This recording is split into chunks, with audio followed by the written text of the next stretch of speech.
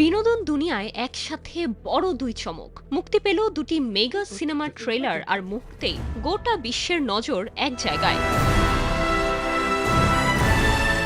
প্রথম চমক মার্ভেলের দিক থেকে, অ্যাভেঞ্জার্স ডুমসডে।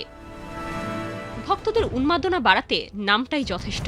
এসেছে ছোট্ট একটি টিজার, কিন্তু তার প্রভাব কিন্তু মোটেও ছোট পরিসরের নয়। ফিরছে ক্যাপ্টেন আমেরিকা। টিজারে ক্রিস ইভান্সকে দেখা গেছে একজন বাবার চরিত্রে। তাকে ঘিরে এরই মধ্যে ভক্তদের মধ্যে শুরু হয়ে গেছে নানা জল্পনা। আরেকটি বড় ঘোষণা, ক্রিস্টোফার নোলানের দ্য ওডিসি। ট্রেলার মুক্তির প্রথম ২৪ ঘন্টাতেই তা দেখেছে প্রায় ১২১ মিলিয়ন মানুষ। সংখ্যাটা নোলানের আগের সিনেমা অপেনহাইমারের রেকর্ডও ছাড়িয়ে গেছে। ইতিহাসের গল্প, বড় কাস্ট আর নোলানের পরিচিত ভিজুয়াল সব মিলিয়ে ট্রেলারই বাজিমাত।